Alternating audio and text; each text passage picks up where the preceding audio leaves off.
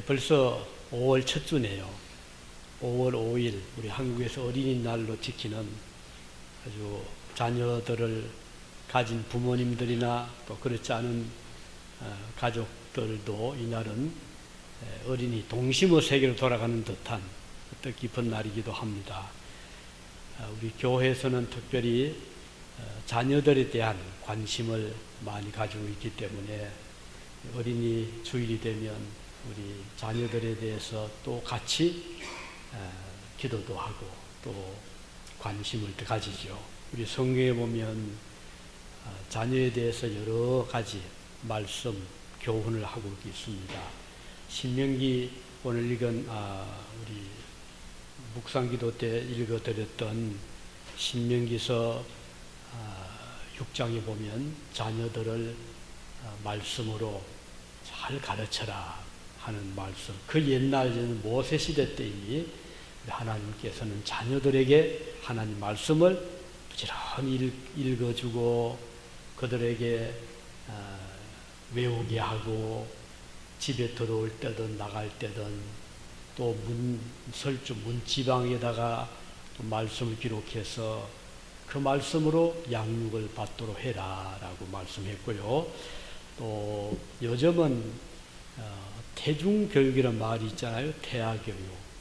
태어나서는 벌써 늦다. 유대인들의 그 교육이 바로 이 태중에서부터 자녀를 가진 그 미래 어머니는 될 사람은 아이가 아직 태어나지 않았지만 부지런히 토라 성경을 읽어서 태중의 아이에게 계속 들려주는, 그리고 좋은 생각을 가지고 하나님 안에서 평안을 누리는 이런 그 자녀 태중 교육을 시키고 있습니다.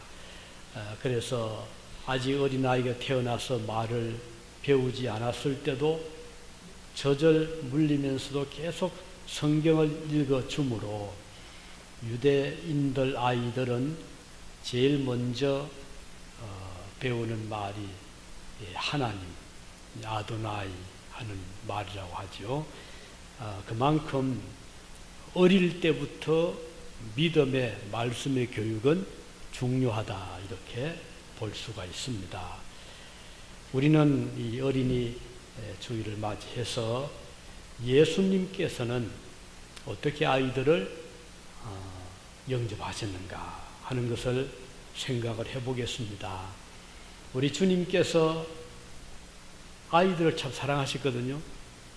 그러니까 부모님들이 그 아이들을 데리고 이제 옵니다. 물론 그 아이들 중에는 몸이 아픈 아이도 있었을 테고, 머리가 뜨거운 열이 나는 아이, 아니면 갑자기 뭐 배가 아프다고 한다거나 또는 평소에 어떤 문제가 있거나 하면 부모님들은 그 아이를 안고 예수님께 와서 우리 아이가 이렇게 지금 몸이 아픕니다. 머리에 열이 많이 납니다. 또 이렇게 배가 아파합니다. 또 우리 아이가 자주 놀랍니다. 여러 가지 문제를 어머니는 잘 아니까요. 가지고 주님께 오면 예수님은 아이를 품에 안으시기도 하시고 머리를 쓰다듬어 주기도 하시고 안수 기도도 해주시면서 아이들을 축복해 주셨습니다. 근데 아이들이 오니까 아무래도 좀 분위기가 좀 산만해질 수 있잖아요. 떠들기도 하고 뛰놀기도 하고. 그러니까 제자들이 한때는 아이들이 가까이 오는 걸 자꾸 막았어요. 좀 멀리 있거라. 그때 예수께서 그러지 말아라. 아이들이 내게 오는 것을 금하지 말아라 라고 하시면서 아이들을 품에 안으시고 축복하시고 안수해 주셨다 하는 말씀을 우리가 보게 됩니다. 자, 우리는 자녀에 대한 부모님의 고귀한 사명이 뭔가, 그 한 가지는 자녀들을 예수님께 인도할 사명이 있다라고 볼 수가 있습니다. 아이들은 부모님의 손에 이끌려서 어디든지 가잖아요. 뭐 시장에도 가고 학교에도 가고 또는 공원에도 가고 하는데 예수님께 데리고 오는 부모님의 모습을 상상해 보시기 바랍니다. 얼마나 그 기대도 있고 또 예수님께 사랑을 받게 하는 부모의 마음이 참 기뻐지 않겠습니까?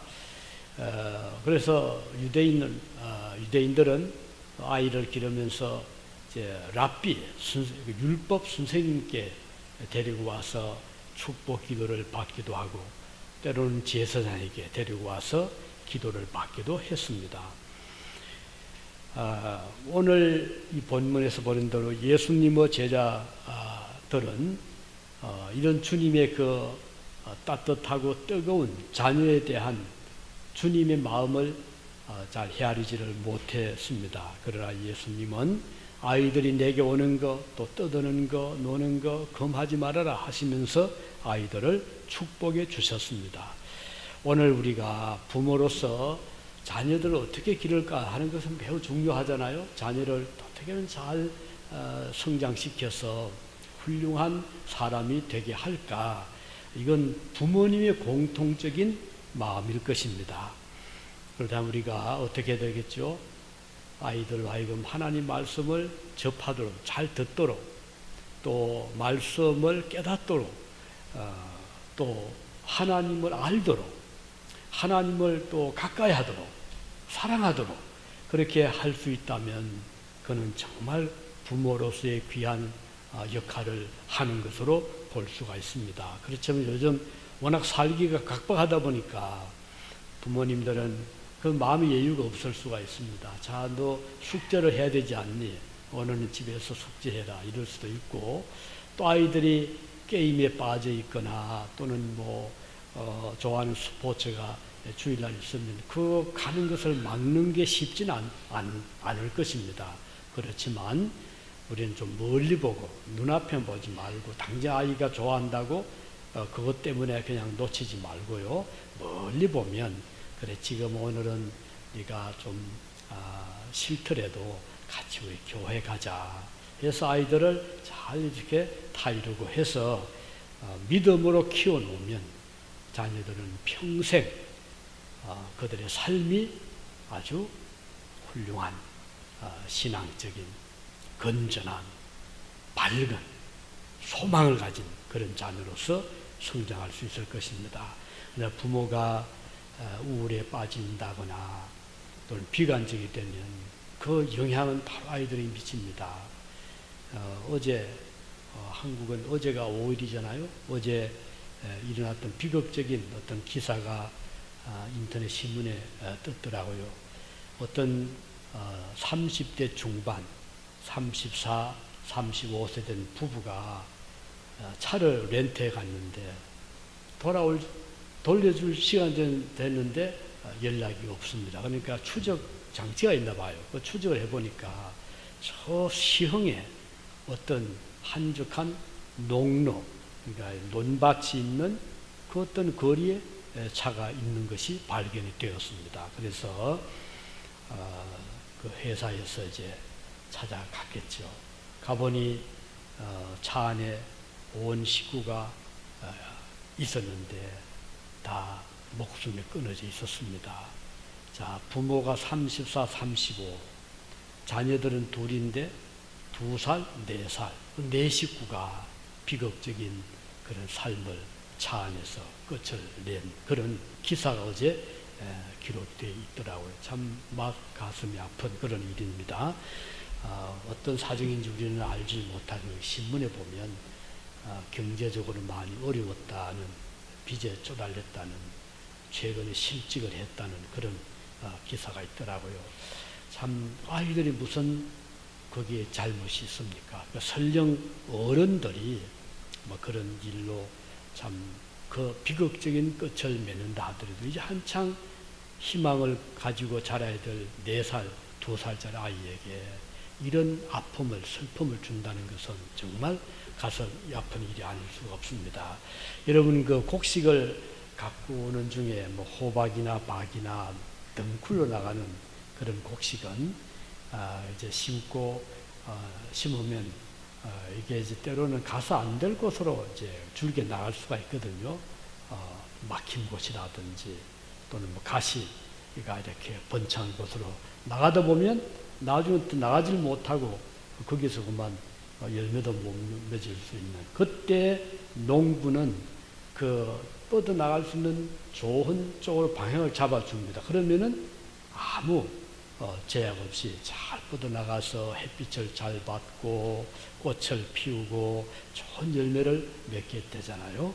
이렇게 수는 어린 줄기를 방향을 잘 잡아주는 역할은 참 중요합니다. 이게 바로 부모님의 역할이 아니겠습니까? 설령 아이 형편이 환경이 어렵고 어둡다 하더라도 부모는 아이에게 소망, 희망을 불어넣어주고 그리고 또 그 마음속에 신뢰할 수 있는 하나님을 알게 해주고 그렇게 해서 밝게 믿음으로 살게 나가면 정말 아름다운 그런 삶을 살아갈 수 있을 것입니다.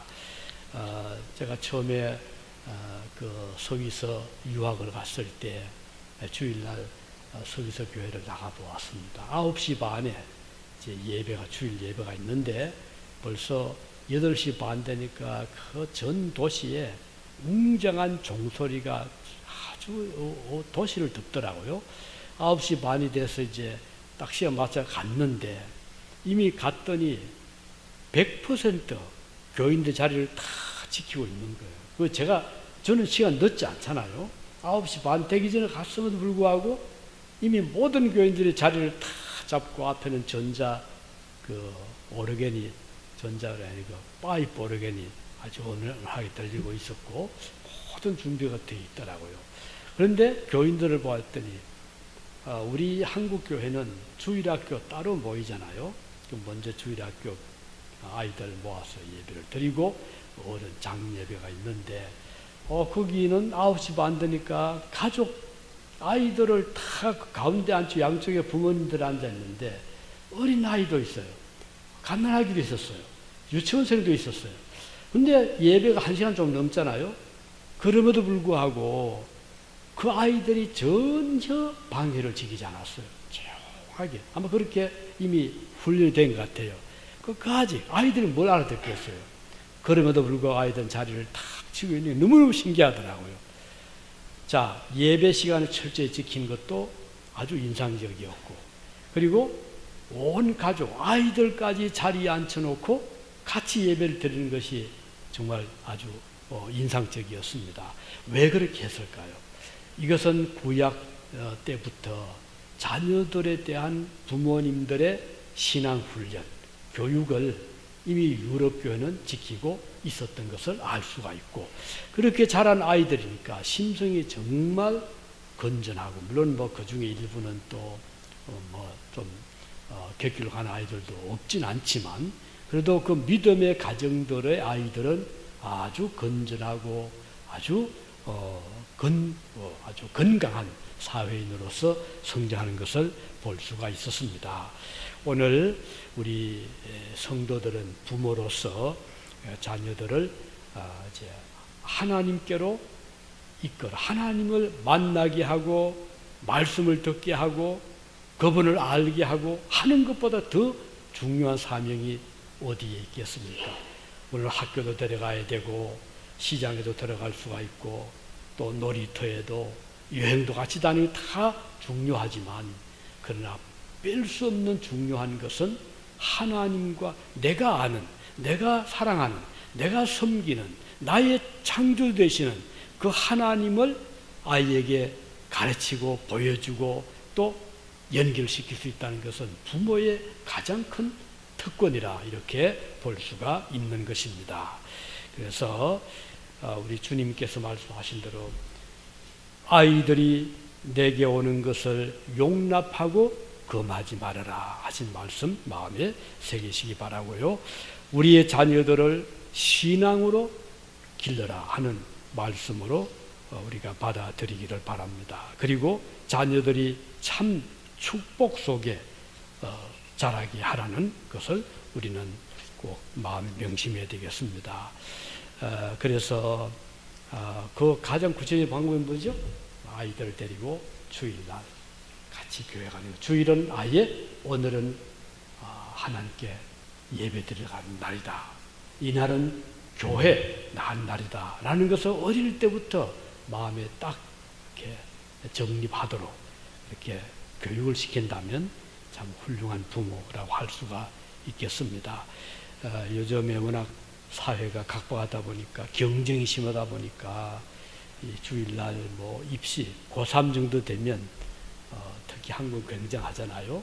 그래서 계속 경쟁에서 져서 안 되니까 아예 뭐 고3은 교회 나가라 소리를 교회에서도 하기가 쉽지 않다는 말을 듣고 있습니다. 그러나 신앙인들은 그럼에도 불구하고 믿음을 잘 지켜나가도록 인도해 나가야 될 것입니다. 제 선배 목사님 중에 그 형제분이 장로님도 계시고 또 목사님도 계시는 그런 선배 목사님 계시는데 그 아버지 장로님이 일제시대죠. 그때가 이제 학교 가면 학교에서 수업 전에 이 신사참배를 강요를 한 거예요.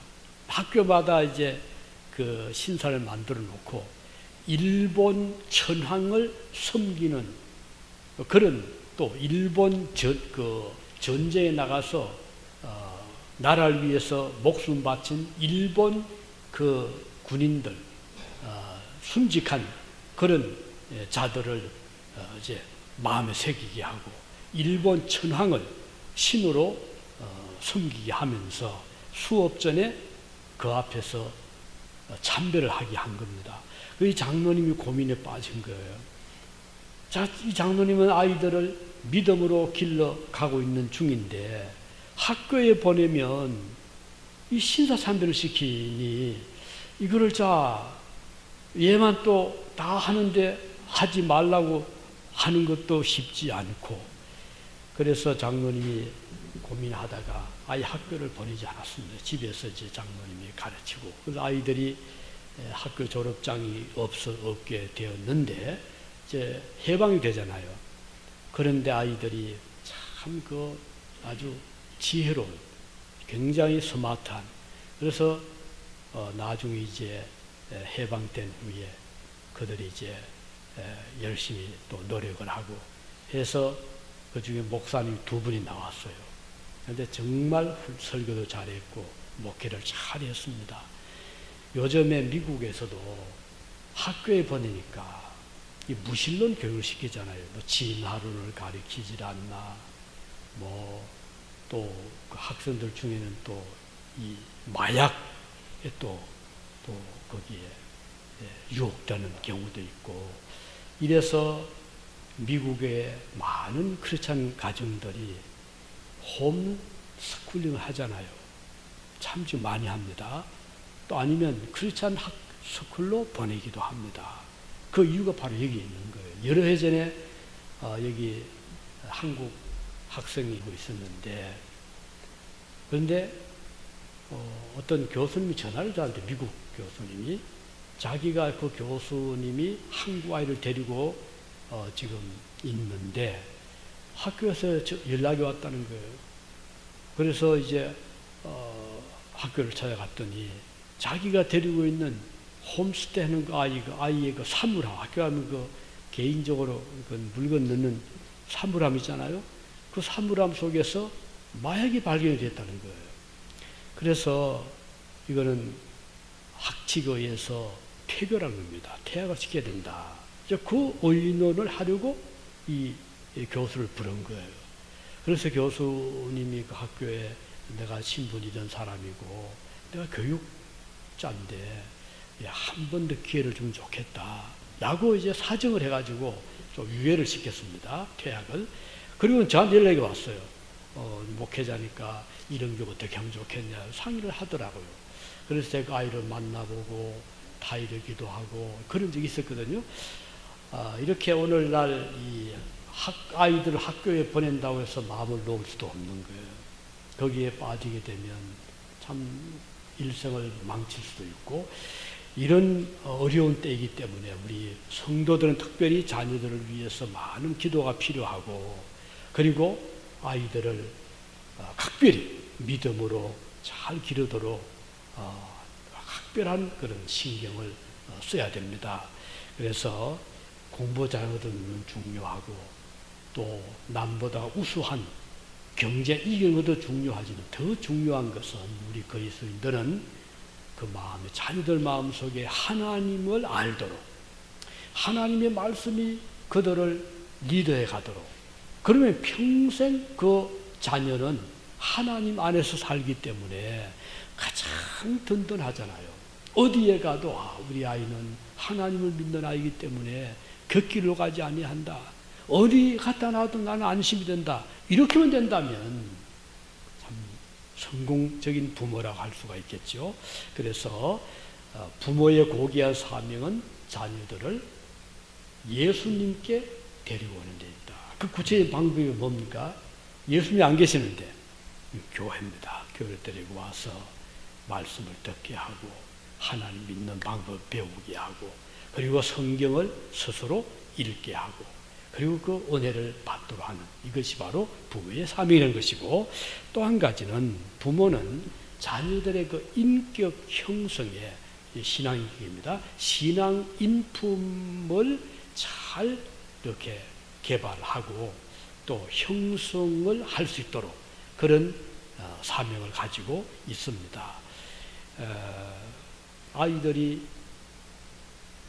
가장 많은 영향을 받는 사람이 누굴까요?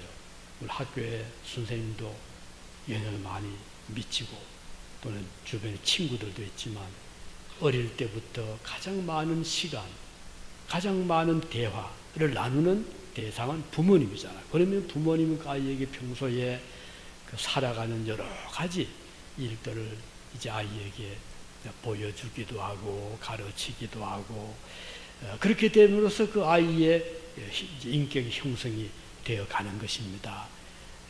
맹모 삼천지교라는 일화를 알고 있죠. 맹자의 어머니가 그 아들을 위해서 환경을 여러 번 바꿔주었다는 오늘 우리 그리스도인들은 신앙 환경을 만들어줄 필요가 있습니다. 그래서 아이로 하여금 혼자 기도하게 하고 성경을 사랑하게 하고 믿음으로 성장하게 해나가는 이것은 어머니나 아버지가 할 수 있는 위대한 일인 것입니다. 링컨의 어머니가 세상을 떠나면서 남겨준 유산이 그의 손때 묻은 평소 즐겨 읽던 그 성경책을 아들에게 넘겨준 일화를 알고 있죠. 그래서 부모님 자녀들의 그 신앙 인품을 형성하는 데 중요한 역할을 한다는 것. 잠언서 22장 6절에 보면 이런 말씀 나옵니다. 마땅히 행할 길을 아이에게 가르쳐라. 그리하면 늙어도 그것을 떠나지 아니하리라 그랬습니다. 세 살 버릇이 8가지 간다는 말이 있잖아요. 어릴 때 믿음의 훈련을 잘 시켜놓으면 그 아이는 늙을 때까지 부모님이 세상을 떠난 후라도 그 믿음의 삶을 지켜 나가게 되는 것입니다. 그래서 믿음으로 잘 교육을 시켜 놓으면 또 교육을 받게 되면 한평생 건전한 인격으로 맑고 밝고 환하게 살아갈 수 있는 것입니다. 어린 자녀들의 인격 형성은 이런 의미에서 부모에게 상당한 그 의무가 주어져 있는 것입니다. 여러분 이제 물꼬를 틀 때 물이 흘러갈 때 그 농부가 이끄는 대로 물길을 나거든요. 호박이나 이 덩쿨이 나가는 아까 말씀드린 그런 곡식도 그 농부가 이끄는 대로 가는 것처럼 어린 나무가지는 어릴 때는 아직 단단하게 나무가지가 굳어지기 전에 농부는 그 나무를 바로 세울 수가 있잖아요.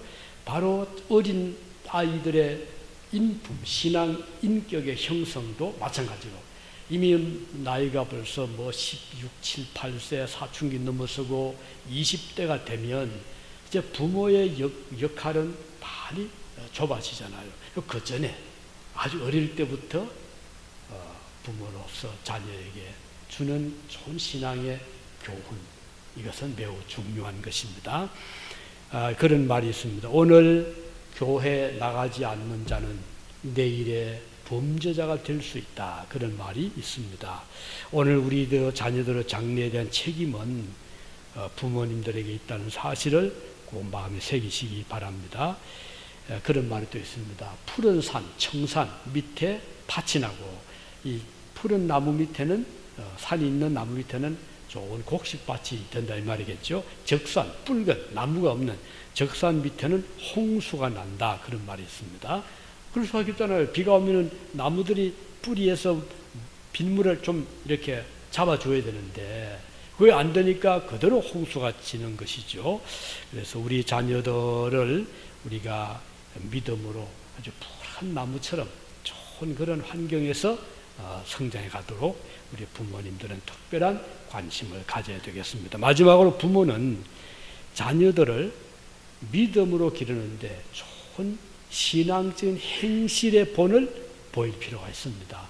우리가 아무리 좋은 말을 하고 아무리 좋은 이론을 말해도 부모님의 그 삶의 어떤 모습, 부모님의 생활의 자세, 그리고 삶의 철학, 그리고 실천, 이것들이 뒷받침이 될 때 힘이 있는 것이죠. 과연 우리 아버지는, 우리 어머니는 참 그 우리를 가르친 대로 살아가시는 분이다 하는 것을 자녀들이 눈으로 목격하면 자녀들은 거기에 큰 감동을 받는 것입니다.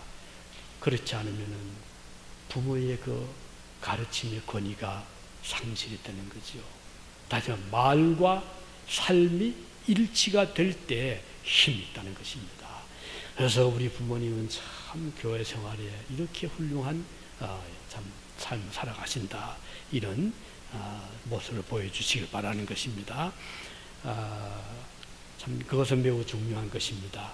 그 부모님이 직장으로 제가 그 서비스 처음 갔을 때 교회에 그 장로님 한 분이 계셨어요.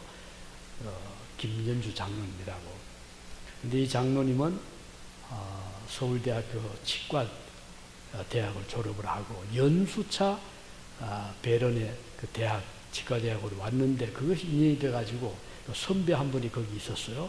그래서 그 선배가 붙들어져 가지고 그 배런의 한 치과 이제 그 사무실에 소속이 돼서 그것이 인연이 돼가지고 거기에 평생을 사시는 분인데 이분이 장로님이세요. 그러니까 믿음을 사시는 분이잖아요. 그 배런 그 교회에 장로님 네 분이 그 이제 배런 교회는 그 교인들이 10명 그때 뭐 될까 말 그랬어요. 그런데 거기에 이제 주일이 되니까 장로님은 그 이제 예배 인도를 하시는 거예요. 설교하시는 거 아니었어요.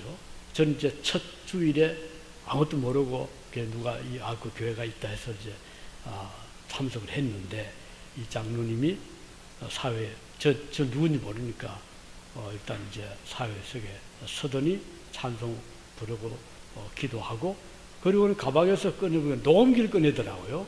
녹음기를 딱 들어놓고 녹음 설교를 듣는 게 온 교인들 10명 정도가. 그리고는 은혜도 받고 그리고 이제 예배 마치고 나서 이제 인사를 나눴죠. 그래서 제가 이제 한국에서 이 베렌 대학에 유학으로 온 목사라니까 얼마나 반가워하는지 그렇게 기도를 많이 했답니다. 제가 우리 교회 주일날 설교할 수 있는 설교자 보내달라고. 그런데 막 도착한 거예요. 제발 끌어 들어온 거예요. 그래서 그때부터 그 교회 설교를 한 적이 있었는데 그 장로님이 매주일 되면은 그 목회자가 없을 때는 녹음기를 가지고 와서 설교를 그게 또 준비가 안 되면 저 바젤이나 쥐리 그 1시간 거리거든요 기차로. 그 전화를 해가지고 그 바젤 쥐리는 신학부에 한국 유학생이 가끔 왔어요. 그러면 그 유학생을 그 간청해가지고 와서 전 주일날 설교 좀 해달라고 지금 큰일 났다고 그렇게 해서 이제 하시다가 뭐 베란다에 딱 오니까 그 걱정이 다 사라지게 되었잖아요. 그러니까 사모님은 또 주일 되면은 이제 예배 마치나니까 테이블 펴놓고는 커피, 치즈, 또 뭐 쿠키, 뭐 이런 거 이제 이렇게 차려놓고 그 연하문 때는 교인들에게 서브를 하더라고요. 그래서 장로님은 영의 양식을 준비하고 그 부인 되시는 집사님은 또 육의 또 그런 참 간식을 준비하고 그런 분인데 그 딸이 있었어요. 그 장로님이 자기처럼 이 딸도 치과 의사가 되고 싶다고 그래서 준비하고 있더라고요. 근데 그것도 지금 그 시대 들어가기 위해서 또 자격이 필요하잖아요. 그래서 그 열심히 공부하고 있더라고요. 아마 지금쯤은 아마 지금 의사를 하고 있겠죠. 그래서 저는 그때 그걸 보면서 정말 훌륭한 그런 모습을 아이들에게도 보여주고, 그 교인들이 그렇게 존경을 하고, 교인들이 거기는 별로 한인이 그때, 지금은 좀 모르겠죠. 그때만 해도 그 한인이 별로 없었어요. 이제 서위시인과 결혼한 부인이 한 2분 있었고, 대사관 직원이 한 분 나왔고, 그리고 이제 거기에 고아로 한국 고아원에서 입양이 되어 온 청년이 하나 있었고, 그리고 이제 뭐 그 정도였어요. 그러니까는 아주 단촐한 가족 같았죠. 그런데도 따뜻하게 모여서 예배드리고 교제 나누고, 이제 고아로 입양된 그 청년이 적응을 힘들게 하고 있었나 봐요. 장로님이 그걸 알고 얼마나 서포트를 많이 하는지, 만나서 위로도 해주고 상담도 해주고 아버지처럼 따르더라고요. 이제 그런 모습을 본 적이 있었는데, 자, 이제 중요한 것은 우리가 자녀들에게든 아니면 다른 사람에게든 좋은 삶의 모습을 보여주는 게 아니겠습니까? 우리 아무리 좋은 말을 해도 그렇게 살아갈 때, 모습을 보일 때 사람들은 그게 감동을 받고, 아, 나도 저렇게 살아야 되겠구나 하는 그런 마음을 가지지 않겠습니까? 특히 자녀들을 기르는 부모 입장에서는 아이들에게, 야, 너 주일 자직해야 된다. 아무리 타일러도 막상 부모님이 믿음을 하지 못하면 권위가 없잖아요. 무디 선생이 그 유명한 미국의 19세기 부흥사였잖아요. 그런 부흥이 그런 이야기를 했어요. 어떤 아버지가 있었는데 그 아들이, 그 독자 아들이 그만 병이 들었어요. 그 아이들이 그 병을 입원해서 그 생명이 곧 끊어질 듯한 그런 아주 순간이 됐는데, 그 아들이 마지막으로 아버지에게, 아버지, 제가 죽으면 천당에 들어가고 싶은데 기도를 좀 해주세요 라고 부탁을 했습니다. 근데 아버지가 믿음 생활을 하지 않은 분이에요. 그래, 기도를 해본 적이 있어야지. 그냥 울기만 하는 거예요. 그런 이야기를 무디 선생이 하면서, 부모님으로서는 자녀가 필요할 때 기도할 수 있어야 됩니다. 평소에 기도해야 됩니다. 우리가 어떤 일을 당할지 모르지 않습니까? 아이들이 아플 수도 있고, 아이들이 실망할 수도 있고, 아이들이 부모에게 도움을 요청할 때 부모로서는 자녀를 위해서, 그래, 기도하자, 하나님 살아계신다, 우리에게는 주님이 계신다라고 힘을 실어준다면 얼마나 아름다운 모습이겠는가 하는 그런 이야기를 한 적이 있었습니다. 오늘 우리 부모님들은 자녀들을 믿음으로 이론적으로 길을 하지 말고, 중요한 것은 실천적인 삶입니다. 부모로서 이렇게 살아가는 모습을 보여줄 때, 그때 자녀들은 그 모습을 보고 더 실감 있게 믿음 생활을 할 수가 있는 것입니다. 이제 말씀을 맺겠습니다. 오늘 우리 참 어린이 주일을 맞이해서 여러분 많은 분들이 이미 자녀를 기르고 계시고, 또 길러낸 분도 계시고, 또 앞으로 장래 부모님이 될 또 우리 청년들도 계시는데 꼭 마음에 명심하시기 바랍니다. 나는 앞으로 훌륭한 부모가 되어야 되는데, 무엇보다도 신앙의 부모가 참 되기를 원한다. 나의 자녀들은 앞으로 아버지의, 어머니의 모습을 보고 하나님을 섬기는 자의 모델로 삼을 수 있기를 바란다. 이런 마음의 자세를 가지시기 바라고, 우리 중앙교회 성도들 자녀들 중에서 훌륭한 앞으로 믿음의 용사들이, 훌륭한 목회자도 나오고 신학자도 나오고 선교사도 나오고 훌륭한 또 메디컬 닥터도 나오고 해서 그냥 일반적인 그런 분들이 아니라 뭔가 공헌을 해나가는 이런 자들이 되기를 바라는 것입니다. 우리 아이 손녀가 지난번에 치과를 간 적이 있었습니다. 소개받고 갔는데 그분의 아버지가 중국에 선교를 했던 분이에요. 셀름의 치과병원이었는데, 그래서 이제 그 인사를 했는데 그 아버지가 선교하다가 쫓겨났어요. 중국이 공산화되면서 이분을 그 아버지를 성서 추방을 시킨 겁니다. 그래서 그 아버지가 셀렘에 와서 이제 뭔가 해야 되는, 그래서 그 지역에 있는 성도들을 모아놓고 성경을 가르친 거예요. 그래서 많은 분들이 성경을 그 선교사님께 배우게 되고 지금도 그 조직이 있답니다. 지금은 세계적 조직이 됐대요. 근데 그 아들이 직과서 했던 거예요. 그 아들이 아버지의 그 선교적인 그 열정을 보고 그게 감동을 받고, 그래서 그 아들이 어려운 자들, 특히 목회자 자녀들이 오면 무조건 어떤 경우는 뭐 프리로, 어떤 경우는 50%로 그렇게 해서 치료를 시키고 있더라고요. 저도 처음 봤는데 뭐 50% 해주겠다고. 그런 걸 보면서 참 훌륭한 선교사님 아버지의 훌륭한 아들이구나, 그런 생각을 한 적이 있었습니다. 이분들은 그냥 돈을 벌기 위해서 직구해서 된 것이 아니라 뭔가 나누어주기 위해서, 하나님 사랑을 쉐어하기 위해서 그 일을 한다는 그런 참 생각이 들었습니다. 오늘 여러분들을 이 세상을 살면서 그냥 하루하루 잘 먹고 잘 살고 이걸 목표로 하지 말고, 하나님께서 여러분을 세우신 목적이 뭔가 이 사회에 나눔을 주고 유익을 끼치고 하나님의 밝은 천국의 그 영광을 드러내는 이런 자들로 살아갈 수 있기를 진심으로 바랍니다. 기도하시겠습니다.